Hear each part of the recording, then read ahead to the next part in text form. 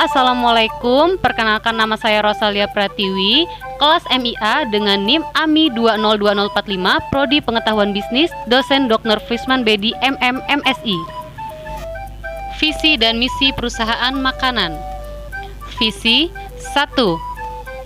Menciptakan usaha warung Tegal terbaik di Indonesia yang membentuk kemandirian. 2. Menjadikan masakan Tegal akrab di lidah masyarakat Indonesia. 3. Menjadikan kuliner Tegal sebagai salah satu kekayaan kuliner Nusantara yang harus dilestarikan.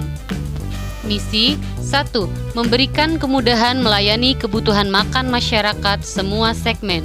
2. Menciptakan lapangan pekerjaan baru. 3. Membangun semangat berwirausaha untuk rumah makan cabang. 4. Membangun kemandirian kuliner lokal dalam menghadapi globalisasi. 5. Membentuk usaha rumah makan terbaik yang memiliki cabang di seluruh Indonesia. Analisis lingkungan internal. Elemen dalam lingkungan internal: 1. Karyawan. 2. Manajemen. 3. Pemegang saham dan dewan direksi. 4. Modal. 1. Karyawan. Elemen pertama dalam lingkungan internal bisnis perusahaan adalah karyawan. Karyawan adalah manusia yang menggunakan tenaga dan kemampuannya untuk mendapatkan balasan berupa pendapatan, baik berupa uang ataupun bentuk lainnya kepada perusahaan atau organisasi. 2. Manajemen. Elemen selanjutnya dalam lingkungan internal perusahaan adalah manajemen. Manajemen adalah seni menyelesaikan pekerjaan melalui orang lain. Manajemen juga diartikan sebagai sebuah proses perencanaan, pengorganisasian dan pengoordinasian dan pengontrolan sumber daya untuk mencapai sasaran secara efektif dan efisien. Dari pengertian tersebut, dapat disimpulkan bahwa manajemen adalah seni mengelola sumber daya secara efektif dan efisien dalam menjalankan kegiatan perusahaan agar sasaran organisasi dapat tercapai. 3. Pemegang saham dan dewan direksi. Pemegang saham atau shareholder adalah orang atau badan hukum yang memiliki saham di perusahaan. Para pemegang saham adalah pemilik dari perusahaan. Oleh karena itu, pemegang saham berhak mempengaruhi sebuah keputusan tergantung dari jenis saham yang dimiliki masing-masing pemegang saham. Mereka dapat menggunakan haknya lewat rapat umum pemegang saham.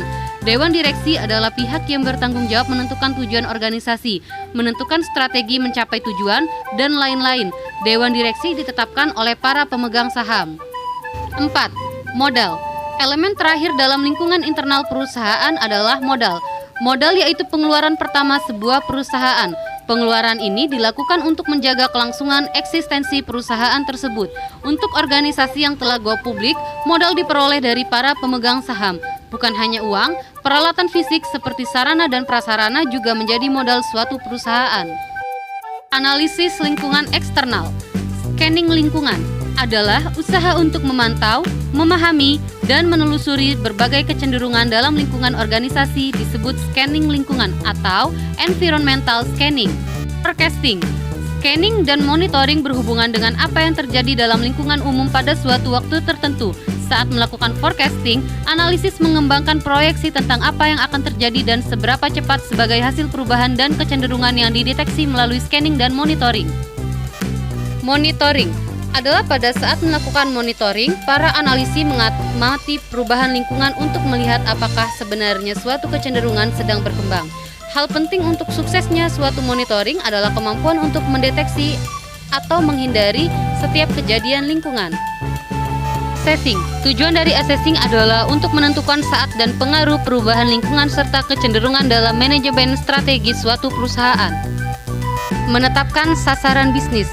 Pembentukan target di mana organisasi dan manajer mengukur keberhasilan dan kegagalan dari setiap level kegiatan.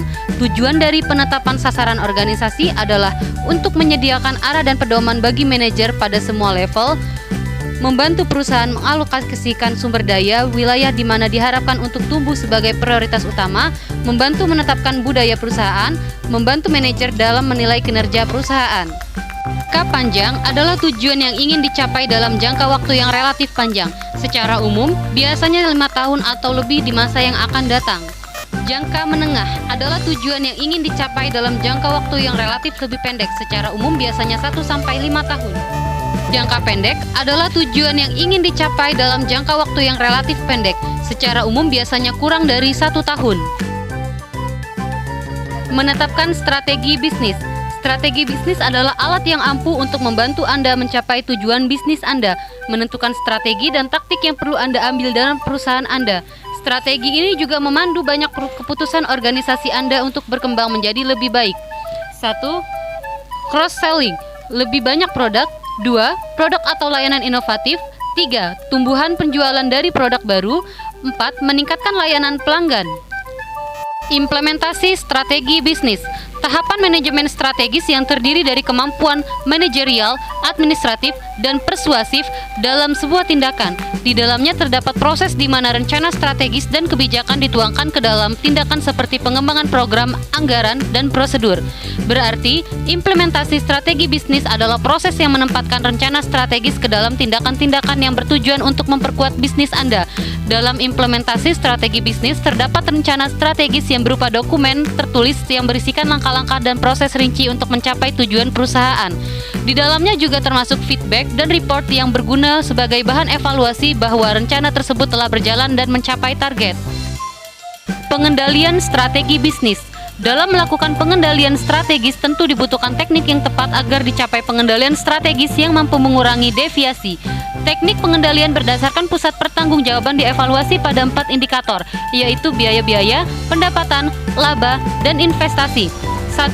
Pusat pembiayaan adalah unit pembagian dana pengeluaran dan para pelaku mempunyai keleluasaan terhadap dana keseluruhan atau penghasilan. Beberapa pembiayaan dihubungkan dengan operasional, standar dihitung dari tenaga kerja langsung dan bahan-bahan baku di setiap unit produksi. Dengan kata lain, pusat pembiayaan memfokuskan pada efisiensi. 2. Pusat pendapatan. Pusat pendapatan lebih memfokuskan pada efektivitas atau goal achievement. 3. Pusat laba. Pusat laba terfokus pada selisih antara pendapatan dan pembiayaan. Unit ini bertanggung jawab atas keduanya dan mengevaluasi jumlah keuntungan yang masuk. Dengan kata lain, pusat keuntungan menangani semua masalah yang berhubungan dengan pendapatan dan pusat pembiayaan. 4. Investasi. Pusat investasi, pusat penanaman modal menitik beratkan pada keefisienan penggunaan aset dalam pencapaian keuntungan.